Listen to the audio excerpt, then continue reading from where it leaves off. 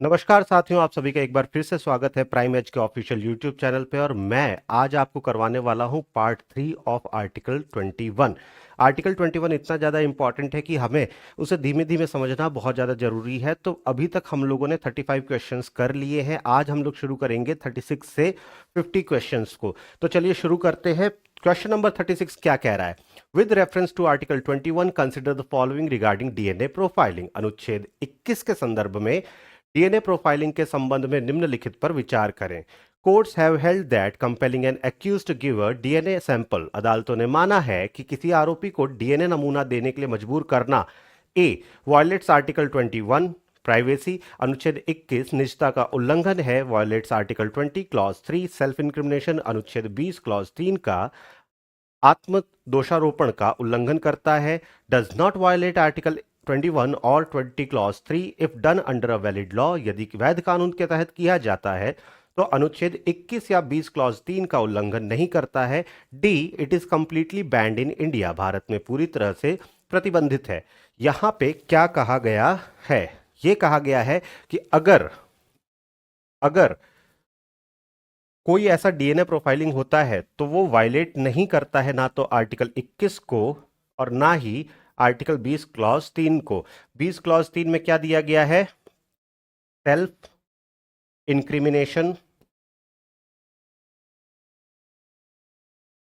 अब 21 में दिया गया है राइट टू लाइफ। क्या दिया है? Right to life. Right to life का भी कौन सा डोमेन? प्राइवेसी। कौन सा डोमेन? प्राइवेसी। ठीक है, तो इसलिए सही आंसर हो जाएगा सी। सी हो जाएगा सही आंसर। ठीक है, अगले प्रश्न पे आते हैं। अगला प्रश्न आपके सामने है। Which statement regarding the right to reputation is correct. प्रतिष्ठा के अधिकार के संबंध में कौन सा कथन सही है? A it is not a fundamental right. यह मौलिक अधिकार नहीं है। It is part of article 19(1) a. यह अनुच्छेद 19 खंड 1 अ का हिस्सा है। It is part of article 21। यह अनुच्छेद 21 का हिस्सा है। It is only a legal right under tort law. यह टॉर्ट कानून के तहत केवल एक कानूनी अधिकार है। इन चारों में से कौन सा कथन जो है वो सही है? यह सही है कि it is part of article 21। Right to reputation जो है, राइट टू रेपुटेशन आर्टिकल 21 का हिस्सा है। कारण यह है कि राइट टू लाइफ जो है वो राइट टू डिग्निफाइड लाइफ देता है। क्या देता है? Right to dignified life. और डिग्निफाइड लाइफ होने के लिए हमें क्या चाहिए? डिग्निफाइड लाइफ होने के लिए हमें चाहिए रेपुटेशन, हमें चाहिए इज्जत, फुल इज्जत। क्या चाहिए? रेपुटेशन, इज्जत। ठीक है, तो आपका जो इज्जत है वो क्या कहते हैं, डिग्निफाइड लाइफ के अंदर जुड़ा हुआ है। इसलिए रेपुटेशन भी राइट टू लाइफ का ही पार्ट है। याद रखेंगे। क्वेश्चन नंबर 38 पे आते हैं। क्वेश्चन नंबर 38 क्या कह रहा है? In the context of the Nirbhaya act, Nirbhaya act, criminal law amendment act 2013, which aspect of article 21 was strengthened. Nirbhaya case एक हुआ था साल 2012 दिसंबर में। कब हुआ था? 2012 के दिसंबर में। बहुत ही ज्यादा हीनियस एक रेप केस था जिसके अंदर चलती हुई बस के अंदर दुष्कर्म किया गया था। एक लड़की का नाम निर्भया नहीं था, बट चूंकि नाम उजागर नहीं किया जाता है इसलिए निर्भया नाम दिया गया था। खैर, निर्भया अधिनियम आपराधिक कानून संशोधन अधिनियम 2013 के संदर्भ में अनुच्छेद 21 के किस पहलू को मजबूत किया गया? Right to free legal aid नहीं। मुफ्त कानूनी सलाह का अधिकार इसमें नहीं आया था। Protection of women against acid attacks and stalking जो 2013 का क्रिमिनल लॉ का अमेंडमेंट था उसमें ये वाली चीज भी बताई गई थी। इसलिए क्या कहते हैं, आंसर हो जाएगा आपका बी। एसिड हमलों और पीछा करने के खिलाफ महिलाओं की सुरक्षा। एसिड हमलों और पीछा करने के खिलाफ महिलाओं की सुरक्षा जो है वो एक और एस्पेक्ट था जो कि इस निर्भया एक्ट के अंदर आया था। ठीक है, प्रश्न क्रमांक 39 पे आते हैं। प्रश्न क्रमांक 39 क्या कह रहा है? Can a law depriving a person of his life B challenged on the ground that it violets article 19। क्या किसी व्यक्ति को उसके जीवन से वंचित करने वाले कानून को इस आधार पर चुनौती दी जा सकती है कि वह अनुच्छेद 19 का उल्लंघन करता है? No, article 21 is independent. नहीं, आर्टिकल 21 स्वतंत्र है। दूसरा, yes due to golden triangle doctrine. हाँ, स्वर्ण त्रिभुज सिद्धांत के कारण C, no article 19 is only for freedom not life. नहीं, अनुच्छेद 19 केवल स्वतंत्रता के लिए है, जीवन के लिए नहीं है। Yes but only in case of citizen, हाँ लेकिन केवल नागरिकों के मामले में। तो 39 क्या कहता है? कर सकते हैं, कर सकते हैं। यस, सबसे पहले तो आपको यह पता होना चाहिए। कारण क्या है? ड्यू टू गोल्डन ट्रायंगल, जो स्वर्ण त्रिभुज बना था, स्वर्ण त्रिभुज संविधान का कौन सा है? 14, 19, 21। इसके आधार पर अगर राइट टू लाइफ अगर आपका थ्रेट में है तो आप 19 को भी आधार बना सकते हैं। तो इसलिए आपका आंसर हो जाएगा बी। अगला क्वेश्चन देखिए।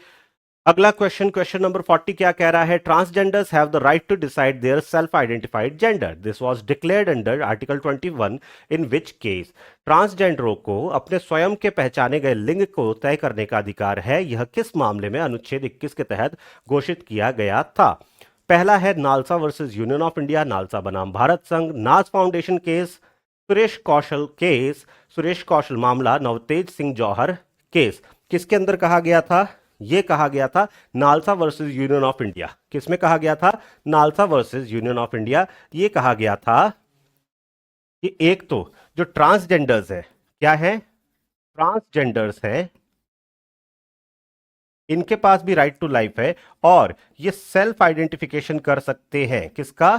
सेल्फ आइडेंटिफिकेशन कर सकते हैं। किसका कर सकते हैं? अपने जेंडर का, अपने जेंडर का। ठीक है, बात आती है नाज फाउंडेशन की, तो इसमें क्या बताया गया था कि sex includes sexual orientation, sexual orientation. ठीक है, तो ये दो केस आपको याद रखने हैं। ठीक है, चलिए आंसर है आपका NALSA versus union of India. अगला क्वेश्चन देखिए, question number 41। Consider the following statement regarding the right to be forgotten. भूल जाने के अधिकार, राइट टू बी फॉरगेटन के संबंध में निम्नलिखित कथनों पर विचार करें। It is explicitly written in the constitution of India, या भारत के संविधान में स्पष्ट रूप से लिखा गया है। The supreme court recognised it as part of right to privacy under article 21। सर्वोच्च न्यायालय ने इसे अनुच्छेद 21 के तहत निजता के अधिकार के भाग के रूप में मान्यता दी है। थर्ड है, it allows individual to demand the removal of personal information from the internet. यह व्यक्तियों को इंटरनेट से व्यक्तिगत जानकारी हटाने की मांग करने की अनुमति देता है। Which of the following above mentioned statements are correct? कौन से कथन सही है? 1 2 2 3 1 3 या 1 2 3? सारे के सारे कौन सा वाला सही है? देखिए, एक्सप्लिसिटली तो नहीं लिखा हुआ है, साफ साफ स्पष्ट तौर पे तो नहीं लिखा गया है right to be forgotten, but supreme court ने केस के अंदर यह कहा था recognised it as a part of the right to privacy. और राइट टू प्राइवेसी खुद किसका पार्ट है? राइट टू प्राइवेसी खुद है राइट टू लाइफ का पार्ट। किसका पार्ट है? राइट टू लाइफ का पार्ट। ठीक है, तीसरा है कि अलाउ करता है, ये आर्टिकल 21 अलाउ करता है इंडिविजुअल्स को कि वो डिमांड कर सके कि मेरे इंटरनेट से सारी इंफॉर्मेशन हटा दो। कल को आपको भी चाहिए कि मेरे इंटरनेट से सारी इंफॉर्मेशन हटा दीजिए। फेसबुक तो नहीं होगा, अब मेटा हो, चाहे गूगल हो, चाहे कुछ भी हो, वहां से मेरी इंफॉर्मेशन हटा दीजिए, तो वो किया जा सकता है। तो 2 और 3 तो सही है, 2 और 3 सही है। बी हो जाएगा हमारा आंसर। क्या हो जाएगा? बी हो जाएगा हमारा आंसर। अगले क्वेश्चन पे आइए, क्वेश्चन नंबर 42। क्वेश्चन नंबर 42 क्या कहता है?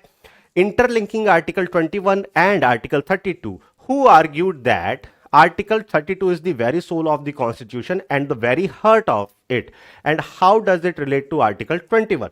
अनुच्छेद 21 और अनुच्छेद 32 को जोड़ना। किसने तर्क दिया कि अनुच्छेद 32 संविधान की आत्मा और उसका हृदय है, और यह अनुच्छेद 21 से कैसे संबंधित है? तो यह कहा गया था अंबेडकर साहब द्वारा, doctor B R. Ambedkar. Article 32 provides the remedy. Article 32 क्या कहता है? रेमेडी, राइट टू, जो भी आपकी रिट्स वगैरह है वो सारी की सारी चीजें। ठीक है, article 32 provides the remedy to enforce article 21। दोनों सेम नहीं है, बल्कि अगर आर्टिकल 21 को अगर एनफोर्स करवाना है तो हम 32 के अंदर सुप्रीम कोर्ट जाते हैं। कहां जाते हैं? सुप्रीम कोर्ट जाते हैं। ठीक है, अंबेडकर साहब ने कहा था अनुच्छेद 32 अनुच्छेद 21 को लागू करने का उपाय प्रदान करता है। ठीक है, तो किसने कहा था? डॉक्टर साहेब भीमराव अंबेडकर। अगले क्वेश्चन पे आइए। Regarding custodial violence and article 21 consider the D K Basu guidelines. These guidelines primarily deal with हिरासत में हिंसा और अनुच्छेद 21 के संबंध में डीके बासु दिशा निर्देश पर विचार करें। ये दिशा निर्देश मुख्य रूप से किससे संबंधित है? A, procedure for arrest and detention to prevent abuse, दुरुपयोग को रोकने के लिए गिरफ्तारी और हिरासत की प्रक्रिया। B, salary of police personnel. C, promotion of police officer. D, modernisation of prison. D K Basu guidelines जो है ये सबसे इंपॉर्टेंट गाइडलाइंस हो जाती है जब भी गाइडलाइंस फॉर अरेस्टेड पर्सन की बात आए। किसकी बात आए? Guidelines, guidelines for arrested persons. ठीक है, तो इसलिए डीके बासु में क्या कहा गया? प्रोसीजर, तरीका फॉर अरेस्ट एंड डिटेंशन। किसके लिए? Arrest and detention to prevent abuse. ठीक है, दुरुपयोग को रोकने के लिए गिरफ्तारी और हिरासत की प्रक्रिया। यह डीके बासु केस में कही गई थी। याद रखेंगे, बहुत ही इंपॉर्टेंट जजमेंट है, लैंडमार्क जजमेंट है। ठीक है, चलिए अगले क्वेश्चन पे आएंगे। क्वेश्चन नंबर 44 क्या कह रहा है? Which of the following best describe the doctrine of waiver in context of article 21। अनुच्छेद 21 के संदर्भ में त्याग का सिद्धांत का सबसे अच्छा वर्णन निम्नलिखित में से कौन करता है? A, a citizen can waive his fundamental right. एक नागरिक अपने मौलिक अधिकारों का त्याग कर सकता है। अ citizen can not wave his fundamental right under article 21। एक नागरिक अनुच्छेद 21 के तहत अपने मौलिक अधिकारों का त्याग नहीं कर सकता है। The state can wave rights during war. राज्य युद्ध के दौरान अधिकारों का त्याग कर सकता है। या फिर फॉरेनर्स कैन वेव राइट्स, विदेशी अधिकारों का त्याग कर सकते हैं। मैंने शुरू में ही जब फंडामेंटल राइट पढ़ाया था मैंने कहा था कि एक सिटीजन, एक नागरिक कभी भी अपने फंडामेंटल राइट्स को नहीं त्याग सकता है, किसी भी हाल में नहीं त्याग। आपको दिया स्टेट ने जरूर है, जैसे right to life does not include right to die. मुझे जीने का अधिकार है, इसका मतलब यह नहीं कि मुझे मरने का भी अधिकार है। अब तो खैर नहीं होता है, वरना पहले अटेम्प्ट टू सुसाइड एक ऑफेंस हुआ करता था, एक अपराध हुआ करता था। अगर कोई छत से कूद रहा है और उसके बाद में जमीन पे गिरे और ना मरे तो उसे जेल जाना पड़ता था। मर गया तो ठीक है। एकमात्र ऐसा ऑफेंस था, एकमात्र ऐसा अपराध था जिसका अटेम्प्ट जो है अपराध है, बट जिसका एग्जीक्यूशन अपराध नहीं है। क्योंकि एग्जीक्यूशन क्या हो जाता है? आत्महत्या का एग्जीक्यूशन मतलब आप चले गए, राम नाम सत्य है। ठीक है, तो इसीलिए सिटीजन जो है अपना फंडामेंटल राइट वेव नहीं कर सकते हैं, can not wave his fundamental right. एक नागरिक अनुच्छेद 21 के तहत अपने मौलिक अधिकारों का त्याग नहीं कर सकता है। ठीक है, चलिए याद रखेंगे। अगला क्वेश्चन क्या कह रहा है? Consider the Navtej Singh Johar versus union of India 2018 का केस है। It decriminalizes part of Section 377 IPC. This judgment validated Article 21 on the basis of Navtej Singh जौहर बनाम भारत संघ फैसले पर विचार करें। इसने धारा 377 आईपीसी के हिस्से को अपराध की श्रेणी से बाहर कर दिया है। इस फैसले ने किस आधार पर अनुच्छेद 21 को मान्य किया? Right to dignity, right to autonomy मतलब स्वायत्तता का अधिकार, राइट टू हेल्थ स्वास्थ्य का अधिकार, या फिर राइट टू एजुकेशन शिक्षा का अधिकार। कौन कौन से ऐसे राइट हैं जिनके बेसिस पे यह फैसला आया था? कौन कौन से राइट है बच्चों? देखिए, राइट टू डिग्निटी, गरिमा का अधिकार क्या है ये सबसे पहले मैं आपको बता देता हूं। 377 के अंदर, 377 के अंदर पहले होमोसेक्सुअलिटी जो थी, homosexuality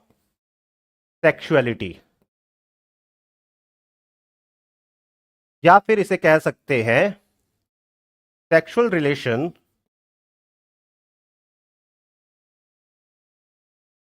between the persons of same biological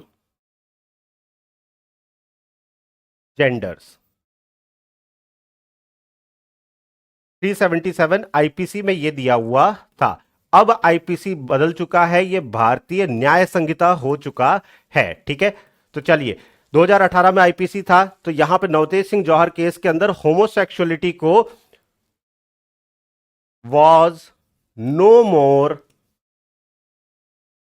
N offence, homosexuality जो है इस केस के बाद में ऑफेंस नहीं रहा। ठीक है, पूरा का पूरा सेक्शन 377 जो है वो डीक्रिमिनलाइज नहीं हुआ था, बल्कि याद रखेंगे कि सिर्फ और सिर्फ उसका वो वाला पार्ट जहां पे होमोसेक्सुअलिटी अलाउ की जा रही है वही अलाउड था। अभी भी याद रखेंगे, काफी लोगों को गलतफहमी है, सेम जेंडर के लोगों के बीच में शादी नहीं हो सकती, सिर्फ और सिर्फ नवतेज सिंह जौहर केस के बाद में जो फिजिकल रिलेशन है वही अलाउ किया गया है। ठीक है, चलिए, तो पहला वाला तो ठीक है, गरिमा का अधिकार, डिग्निटी का अधिकार और स्वायत्ता का, किसी का अगर मन है तो कोई कैसे बीच में आ सकता है, इन दो के बेसिस पे नवतेज सिंह जौहर केस को इसका जजमेंट दिया गया था। तो एक और दो सही है, एक और दो ए में लिखा हुआ है। ठीक है, स्वास्थ्य का अधिकार और शिक्षा का अधिकार का कोई लेना देना नहीं था। Question number 46, there are C's of Article 21 regarding the right of prisoners often cited as, कैदियों के अधिकारों के संबंध में अनुच्छेद 21 के 3 C अक्सर उद्धृत किए जाते हैं। काउंसिल, क्लोथिंग, कम्युनिकेशन, परामर्श, वस्त्र और संचार। B, cruelty from protection, council, communication with family, क्रूरता से सुरक्षा, परामर्श, संचार परिवार के साथ। कैश कंफर्ट एंड केयर, नकद आराम और देखभाल। कोर्ट कस्टडी एंड क्राइम, न्यायालय हिरासत और अपराध। कौन सा वाला यहां पे सही होगा? बी सही होगा।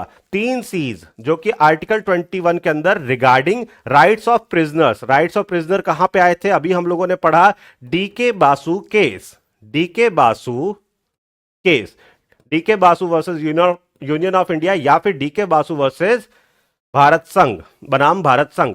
वहां पे कहा गया कि 3 सीज है, क्रुएलिटी से प्रोटेक्शन देना है, काउंसिल मतलब एडवोकेट, काउंसिल मतलब एडवोकेट देना है ताकि लीगल एड मिल सके, और कम्युनिकेशन घर वालों के साथ में, किसके साथ में? घर वालों के साथ में, ताकि घर वालों के साथ मिलके लीगल एड प्राप्त की जा सके। ये हो गया हमारा आंसर। ठीक है, अगला क्वेश्चन देखिए, with reference to Minerva Mills case 1980, how did it impact the relationship between Article 21 and Directive Principle Article 39?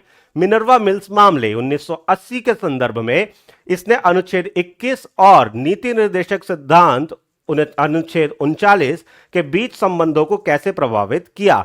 It made DPSP superior to article 21, it made article 21 superior to all DPSPs, it established a balance और harmony between FRs and DPSP, it abolishes article 21।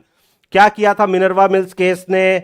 Minerva Mills case ने यह कहा कि देखो भाई, ना कोई छोटा है ना कोई बड़ा है, हालांकि फंडामेंटल राइट, मौलिक अधिकार जो है ये एनफोर्सिएबल है। क्या है? एनफोर्सिएबल हैं, और डीपीएसपी जो है ये एनफोर्सिएबल नहीं है, एनफोर्सिएबल नहीं है। ठीक है, पर फिर भी ये दोनों, इनमें से ना कोई बड़ा है ना कोई छोटा है, ना कोई बड़ा है ना कोई छोटा है, बल्कि इनके बीच में बैलेंस बनना ज्यादा जरूरी है, इनके बीच में बैलेंस बनना बहुत ज्यादा जरूरी है। तो यही यहां पे कहा गया है, इट एस्टैब्लिश्ड बैलेंस और harmony between fundamental right and DPSPs. इसने मौलिक अधिकारों और डीपीएसपी के बीच संतुलन या सामंजस्य स्थापित किया था। तो हो जाएगा हमारा आंसर सी एकदम सही।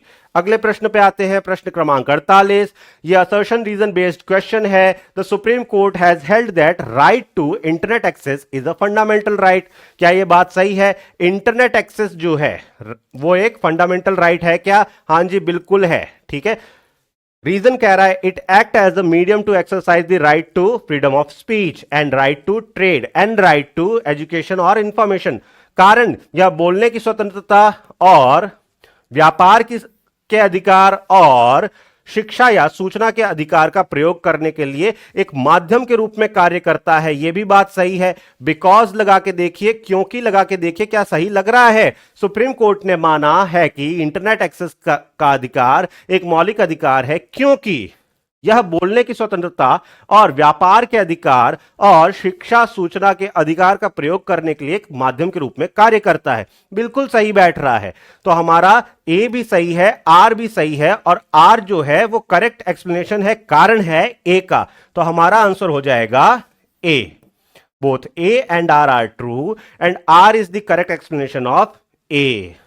अगला क्वेश्चन देखिए, question number 49, which of the following is an example of substantive due process entering Indian jurisprudence through article 21? निम्नलिखित में से कौन सा अनुच्छेद 21 के माध्यम से भारतीय न्याय शास्त्र में प्रवेश करने वाली मूलभूत उचित प्रक्रिया सब्सटेंटिव ड्यू प्रोसेस का एक उदाहरण है? A, striking down section 303 of IPC, mandatory death penalty, IPC की धारा 303, अनिवार्य मृत्युदंड को रद्द करना, striking down section 66 A of IT अधिनियम की धारा 66 ए को रद्द करना, बोथ ए एंड बी, दोनों ए और B, neither A nor B. दोनों ठीक है। आंसर तो ये होगा, आंसर तो ये होगा।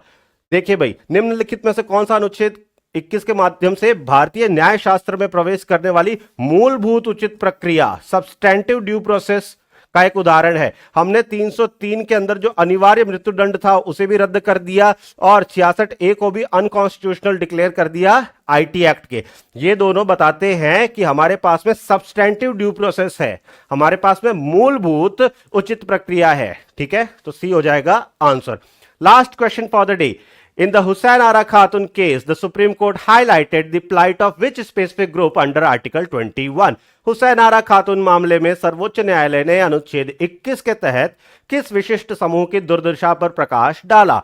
ए, under trials languishing in jail for period longer than maximum punishment, विचाराधीन कैदी जो अधिकतम सजा से अधिक अवधि के लिए जेलों में बंद हैं। पहला ही ऑप्शन सही। हुआ क्या था हुसैन आरा खातून केस में? हुसैन आरा खातून केस के अंदर यह हुआ था कि जब हुसैन आरा खातून केस के टाइम में लीगल एड के लिए जेल में सर्वे हो रहा था तो यह पता पड़ा कि किसी ने मान लीजिए चोरी की हुई है, उसकी सजा 3 साल है, पर वो पिछले 7 साल से जेल में है और अभी तक ट्रायल चली रही है, अभी तक जजमेंट आया ही नहीं है। ऐसे केस में क्या हुआ, ऐसे बहुत सारी लंबी लिस्ट बनी और एक पीएल दायर की गई और तब सुप्रीम कोर्ट ने यह कहा कि देखो भाई, अंडर ट्रायल कभी भी इतना लंबा नहीं हो सकता कि उसके मैक्सिमम पनिशमेंट से भी आगे चला जाए। ठीक है, तो यही आर्टिकल 21 के अंदर कहा गया था हुसैन आरा खातून केस के अंदर। हुसैन आरा खातून जहां आप सुने वहां अंडर ट्रायल्स आपके दिमाग में आ जाना चाहिए। हुसैन आरा खातून अंडर ट्रायल्स, हुसैन आरा खातून अंडर ट्रायल्स याद कर लीजिए, बहुत ज्यादा इंपॉर्टेंट। इसी के साथ में हमारा आर्टिकल 21 खत्म होता है, जो कि काफी ज्यादा इंपॉर्टेंट है और हमने काफी समय भी इसको दिया है। एक एक क्वेश्चन को हमने अच्छे से किया है। फिर भी अगर आपके मन में कोई दुविधा रह जाती है, कोई क्वेश्चन आता है, तो आप आराम से क्या कहते हैं यहां पे हमसे पूछ सकते हैं। ठीक है, चलिए मिलते हैं आपसे अगली क्लास के अंदर। अपना ख्याल रखिएगा और कोई भी मन में दुविधा आए तो कमेंट सेक्शन में पूछिएगा। एक छोटी सी रिक्वेस्ट, अगर लाइक करने का मन करे तो लाइक करते हुए भी जाइएगा। मिलते हैं आपसे अगली क्लास में, तब तक के लिए अपना ख्याल रखिए। जय हिंद, जय भारत।